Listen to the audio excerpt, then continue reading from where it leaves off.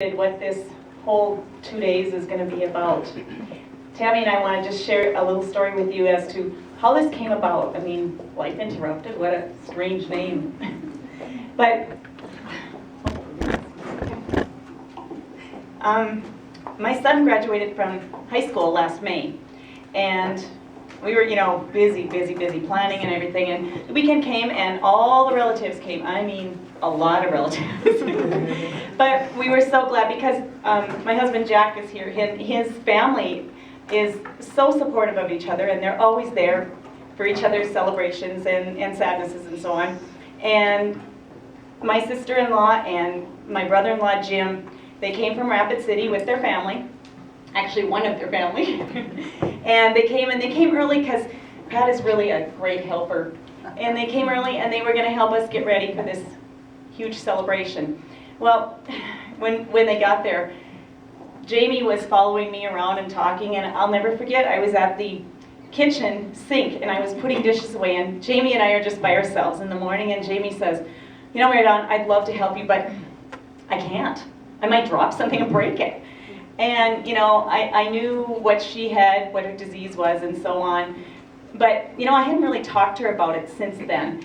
And I looked at her and I said, that's okay, no big deal. And she goes, I had a really good day today. I only fell once.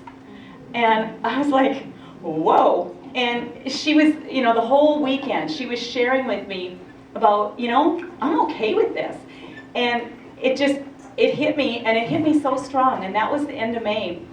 The whole 2-3 weeks afterwards, I kept thinking, this girl has to tell her story. She's amazing. And I mean, here I complain every day about something. And so I happened to be going to a wedding in Fargo in June, and I went by myself, and I ran into Tammy and her husband Steve, and I said, you guys, can I sit by you? And they said, yeah. And the next thing I found out, I was sharing with Tammy my story. She was sharing what she had for her story. And well, it's been a while, but I love putting on retreats, and it's something that's been on the back burner for me.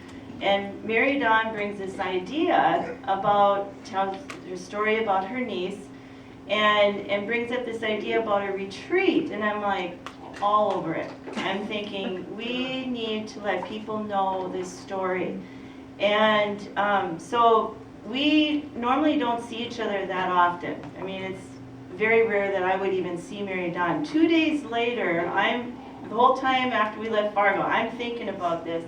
And I've been reading a book called Interrupted. And if you haven't read it, it's an awesome book. But it just kept going through Jamie's story, and how a young gal, her life was interrupted. And I saw Mary Dawn 2 days later, and I said, I've got a title.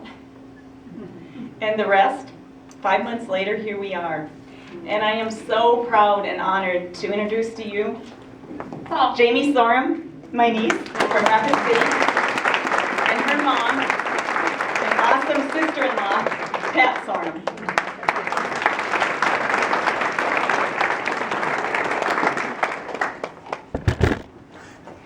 Hello. How are you ladies doing out there tonight? Good. Very good. Jamie, can I interrupt you? All right, go ahead, Mom. I just wanted to say that.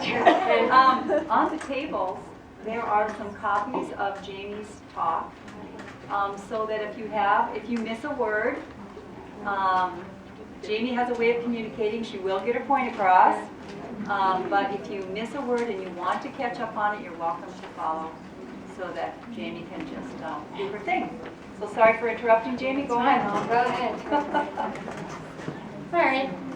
My name is Jamie Sorum, and I am Mary Dawn's niece, and I have a very unique story to tell you here tonight. And I have entitled my story, Life Interrupted, because that's what happened to me. I grew up a pretty typical kid. During junior high and high school, I was very obsessed with looking at it a specific way. And I did have a lot of mood swings. I did some crazy things back then. Like once, I learned from the Oprah Winfrey show, models would use duct tape and wrap it around their waist. to make themselves look smaller. So, for those of you who do not know me, I am one of the most stubborn and short-wheeled girls here. So I had to try it, so I did. Yeah. I guess the only reason is because I was young and dumb. Yeah. Right.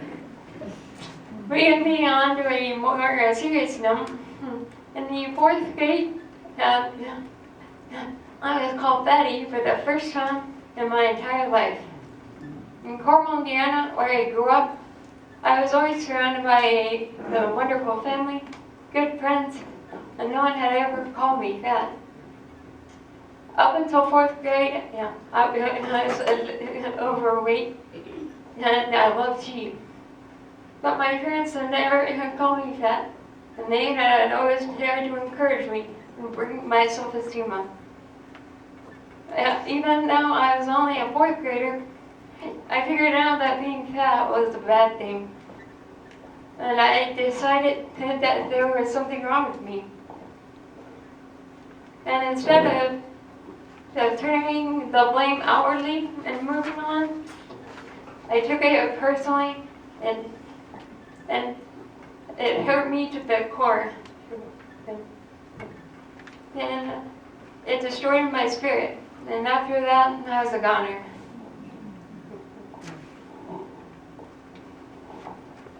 In the 6th grade, I never got a seat on the bus, and I was always picked on by the kids, and no one would let me sit next to them. And these were my awkward years. I wore glasses and carried a French horn, thanks to my mother. That boy, the word that boy had called me in 4th grade, it really stuck with me. And I took a personal nickname and started on this journey of losing weight and gaining weight. I struggled with anorexia, bulimia. I was a laxative junkie for about 10 years. And trust me when I say I've done it all, trying to be thin. I spent the first 16 years of my life in Indiana.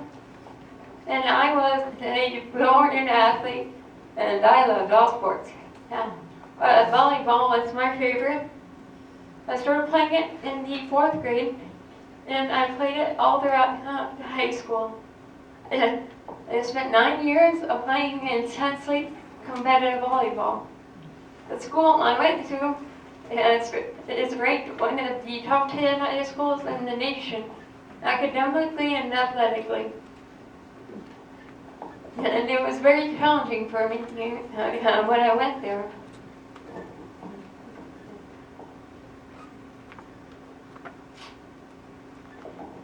In my junior year of high school, we moved to Rapid City, South Dakota. And this move was very rough on me. I did experience a lot of culture shock at the time. Even though I was experiencing success in sports, I could not seem to get a handle on my emotions. So, depressed late one night, I took an entire bottle of Tylenol and thought I would go to sleep and wake up in heaven. During the middle of the night, I woke up and I realized that I wanted to live. So, I got out of bed and went to tell my parents what I had done. My dad rushed me to the emergency room where I spent the night. And they also gave me a liquid called charcoal, which it looks like charcoal and it also tastes like charcoal. It's nasty. And they gave me to absorb the Tylenol in my system. And it also spent all night growing up.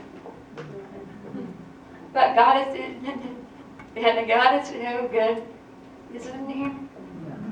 He saved my life that night, and that was not the first time. Have any of you ladies ever been hurt to the core?